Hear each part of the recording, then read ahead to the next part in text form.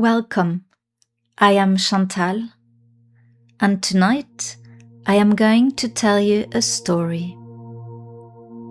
Before we begin, make yourself comfortable. Let the bed take your full weight. There is nowhere else you need to be tonight, and nothing more you need to work out. Whenever you're ready, you can close your eyes. Take one slow breath in and let it go. And let this be the moment the day ends and your deeper mind begins to rest. The story I'm going to tell you is about a harbour that only appears to people who are carrying too much. And it's about an old keeper who lights the lanterns there every evening for whoever arrives. Everyone who finds it arrives heavy, but nobody leaves that way. You don't need to follow the story closely. You don't need to remember any of it. And if you drift off before the end, it's okay. So just let the story come to you. You are walking down a narrow lane. It is the evening. The kind of evening that arrives without any fuss, when the light has already thinned and the sky has turned the colour of warm slate. The air is cool and clean against your skin, but not cold. It carries the faint smell of salt and wood smoke, and something sweeter beneath it, like the last of the summer flowers folding themselves closed for the night. You don't quite remember how you came to be here, and somehow that doesn't trouble you at all. There is only the lane beneath your feet and the pleasant weight of your own tiredness, and the certainty that you are walking towards somewhere kind, somewhere good, somewhere safe. The lane slopes downward, so slightly that your steps feel almost effortless. Old stone walls rise on either side of you, worn smooth by years of hands and weather. Moss grows thick in the gaps between the stones. Ivy spills over the top in dark, drowsy curtains. And here and there, set into the walls, small lanterns have been lit, each one glowing a warm and honeyed gold, each one waiting patiently for you to pass.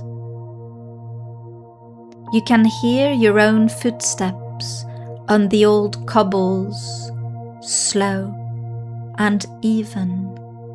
You can hear, somewhere ahead and below, the first faint sound of water, and behind the water, further still, a single bell, the low, unhurried tone of a buoy far out on the tide, marking the safe way home for anyone still at sea.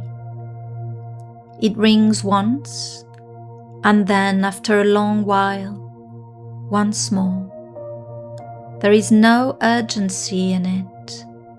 There is all the time in the world.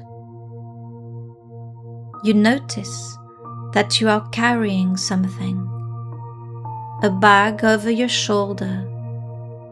You hadn't been aware of it until now, but there it is, and it's heavier than a bag that size ought to be. You can't quite see what's inside, but you can feel it, the weight of it pressing into your shoulder, the way a long day presses into a person without ever announcing what exactly it is made of. You keep walking, and the lane keeps sloping down towards the sea. And now the walls fall away, and the harbour opens before you. It is small, and it is old, and it is beautiful in the way that calm, quiet things are beautiful. A curve of dark water, still as poured glass, held safe in the arms of a stone breakwater. A scattering of little boats resting at the moorings, rocking so slightly you could almost believe they were breathing. And all around the water's edge, the lanterns, dozens of them, hundreds of them, each one lit, each one reflected in the harbour below, so that the whole place seems to float in a warm gold light that has no beginning and no end. There is no one hurrying here. There are no engines, no voices raised, no sharp sounds at all.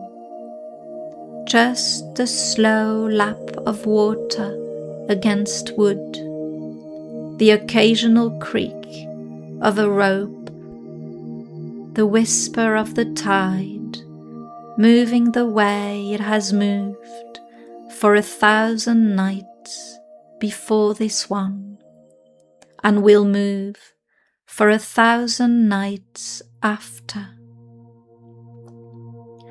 Along the harbour front, the little town is settling itself down for the night. Behind curtained windows, lamps are being lit and dimmed. A cat crosses the road without hurry and disappears beneath a doorstep. Somewhere, a door closes, muffled and far away. And one by one, the small sounds of the day are being folded up and put away until all that remains is the water and the lanterns and the slow breathing of the sea. You breathe it in, and you feel something in your shoulders begin slowly to loosen. At the far end of the harbour stands a small cottage, a small stone cottage close to the water. Its windows are lit from within, warm and amber, and a thin curl of smoke rises from its chimney into the deepening blue above, and sitting on a wooden bench outside the door is an old figure, the keeper of the harbour, and somehow you know that this is who lights the lanterns.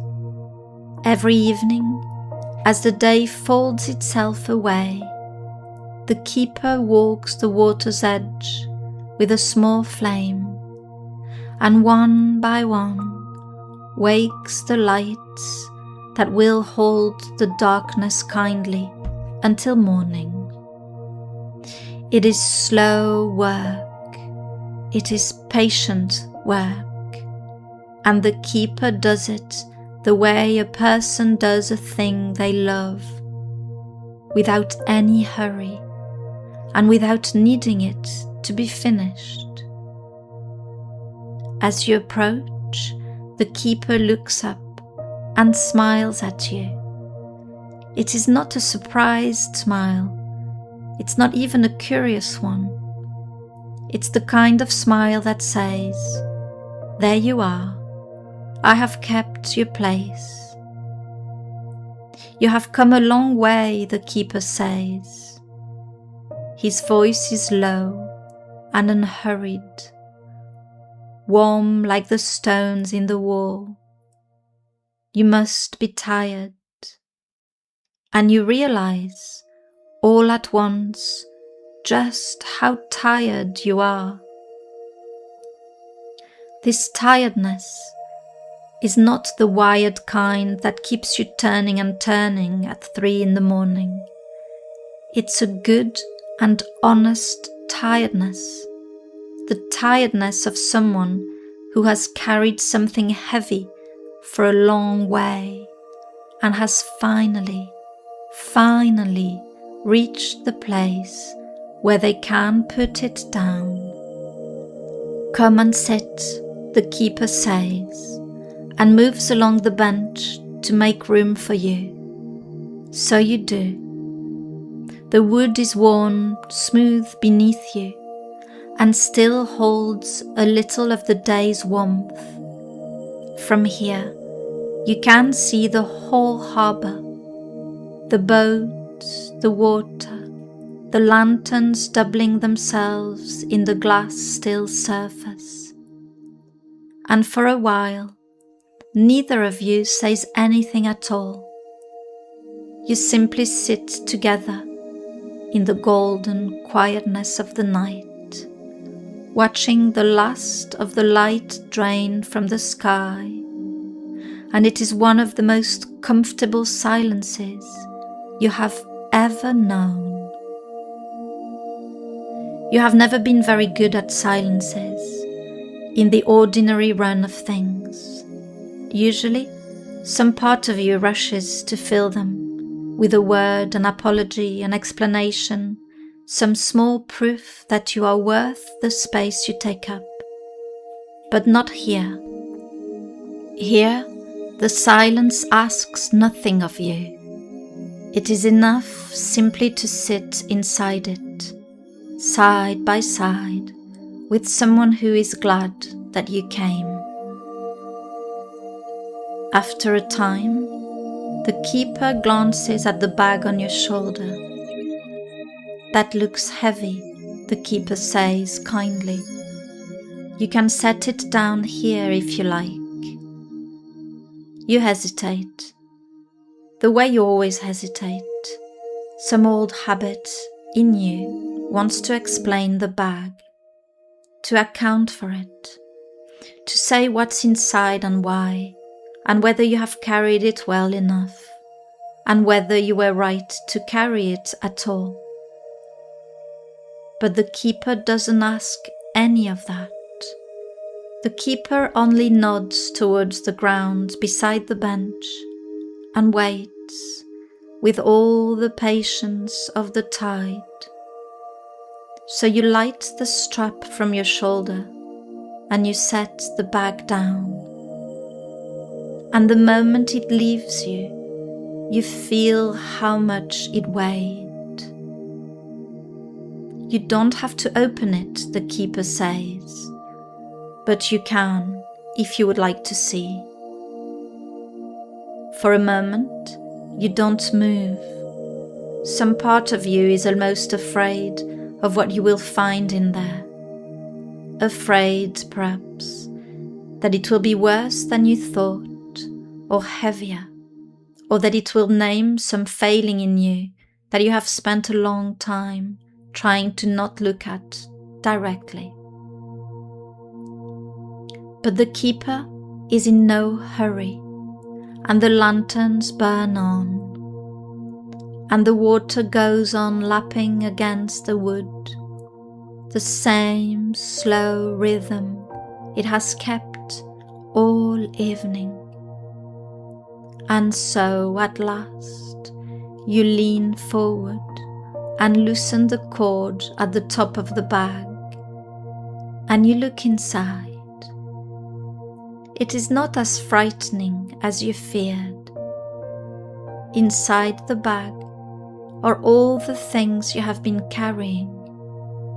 Not objects exactly, more like weights, small, dense, familiar weights, each one shaped by your own hands over a long, long time. And as you look at them, one by one, you find you recognize every single one. There is the weight of a conversation you keep replaying, the one where you wish you'd said something different, something cleverer, kinder to yourself. You've been carrying it for days, months perhaps, turning it over and over, as if turning it enough times might somehow change how it went. It sits in your palm now, worn smooth from all that handling, and you notice, almost with surprise, that it is smaller than it felt. There is the weight of what someone might be thinking of you. You can't be sure they are thinking anything at all, but you have been carrying the possibility just in case. The way a person carries an umbrella through a whole dry day. And here, in the lantern light, you can see it plainly for what it is, a weight made entirely of maybe and perhaps and what if, a heavy stone built from things that never actually happened. There is the weight of everything you meant to do and didn't, the list that is never finished, because the moment one thing is crossed off, two more appear. There is the weight of the times you said yes when you wanted to say no, and carried the cost of it without a word. There is the weight of measuring yourself over and over against some standard you never agreed to and cannot ever quite reach. And underneath all of them, at the very bottom of the bag, worn smoothest of all from the longest carrying, there is the oldest weight, the silent, persistent one, the weight of not enough, not doing enough, not being enough, the small, tireless voice that has followed you for years, always just behind your shoulder, asking whether you have earned your rest yet, whether you have proved enough today to be allowed to stop. You hold each of them in turn, and in the warm golden light, none of them look the way they looked when you were carrying them.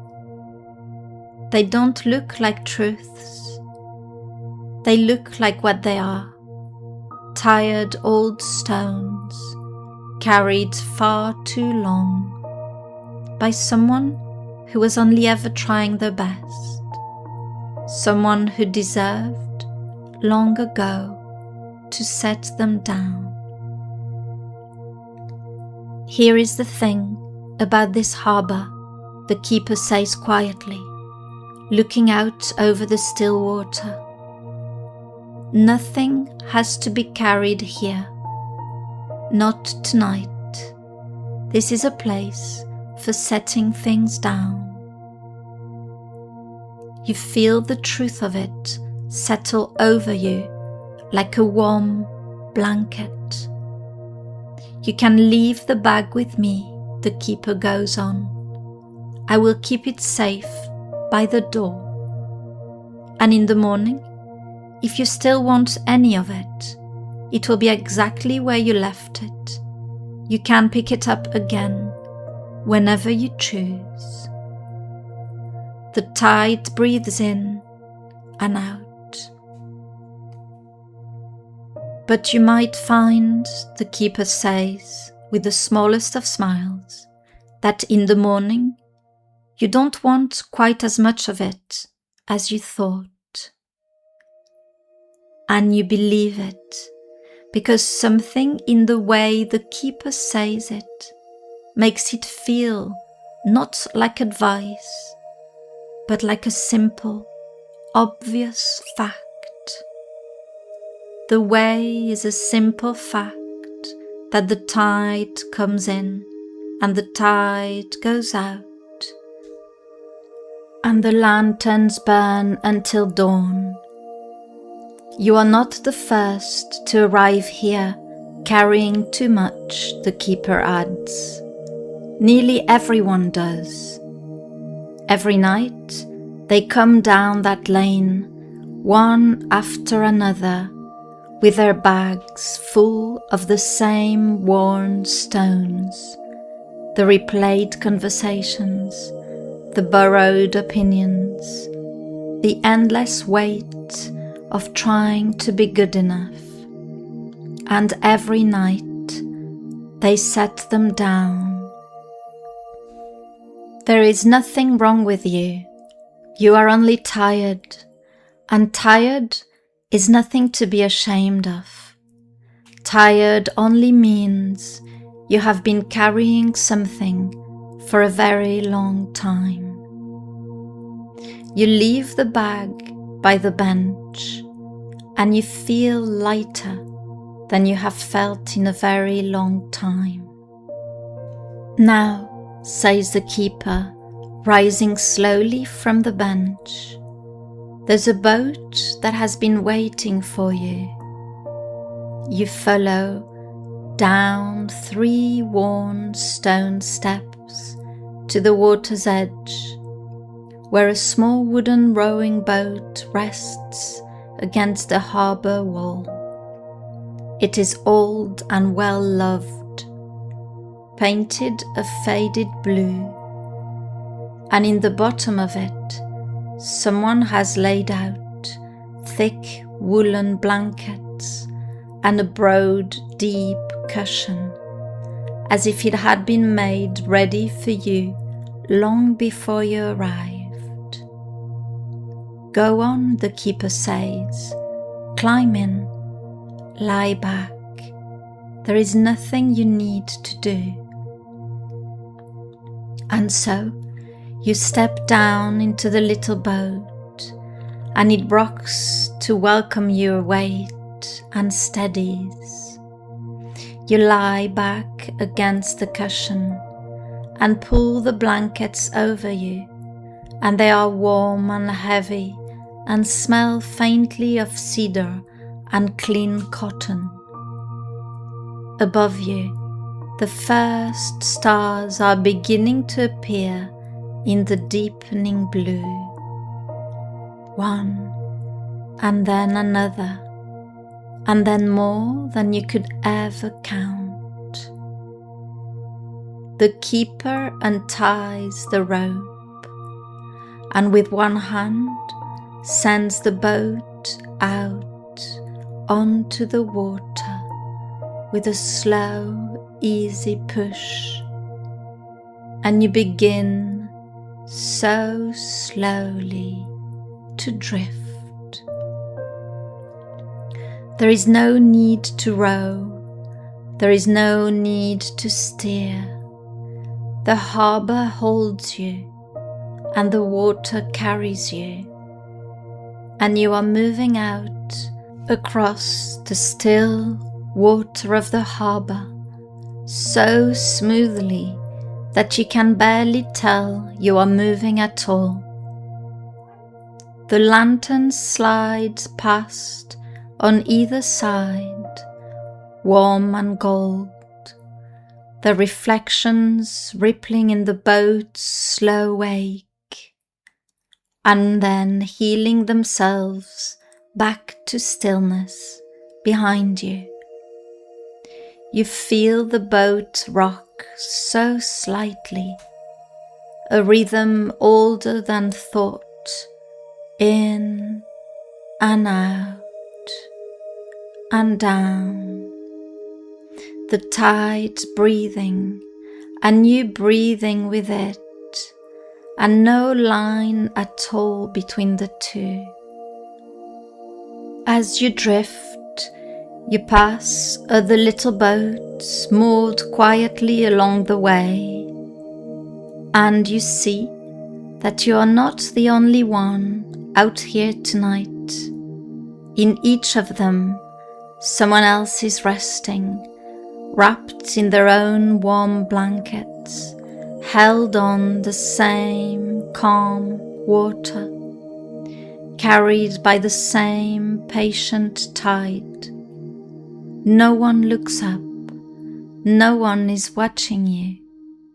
No one out here is keeping any account of anyone at all. Each person is just being held exactly as they are, and that is all that is asked of any of them. The keeper's voice reaches you. It's quieter now from the shore. You don't have to stay awake for the rest of the story, it says. You can let sleep take you whenever it likes. The boat knows the way. It always has. And you realize that it's true. This is true. You don't have to hold on to anything now. Not the shore, not the story, not the day or the worry or the weight you left safely by the bench. All of it is taken care of. All of it is held. The harbour widens as you drift, and the stone walls fall away behind you. And now there is only the wide, calm water and the wide, calm sky, and the two of them meeting somewhere out in the quiet dark, where you cannot quite tell which stars are above you and which are floating on the water below. Far off, on the headland, a lighthouse turns. Its beam sweeps out across the water, slow and steady. Not a harsh light, but a warm one, passing over you once and moving on, the way your hand smooths a blanket over a sleeping child, and then withdraws. Round it goes, and round again, keeping its patient watch, so that no one out here is ever truly alone in the dark. You are surrounded by warm light, cradled by it, held in a wide bowl of gold and deep blue, rocking, rocking so slowly, so easily, so safely. And the strangest, sweetest feeling comes over you. The feeling that there is nothing you have to prove out here. No one to be, no one to please, no one measuring you against anything at all. The water doesn't need you to be anything other than what you are. The stars ask nothing of you. The lighthouse would turn for you whether you had done enough today or not. The keeper was glad you came, exactly as you are, with your tired old bag and your unopened worries, and would have been glad no matter what. You are enough for this place. You always were. You do not have to earn your rest. Rest was always yours, not a reward waiting at the end of a long enough list, but a simple birthright, always here, always waiting, patient as the tide. And you can feel that truth beginning to settle into the deeper part of you, the part that keeps its knowledge even while you sleep, the part that will still know it in the morning when the light comes back over the water and you wake feeling lighter and calmer and more your own. The boat rocks, the water laps slow against the wood.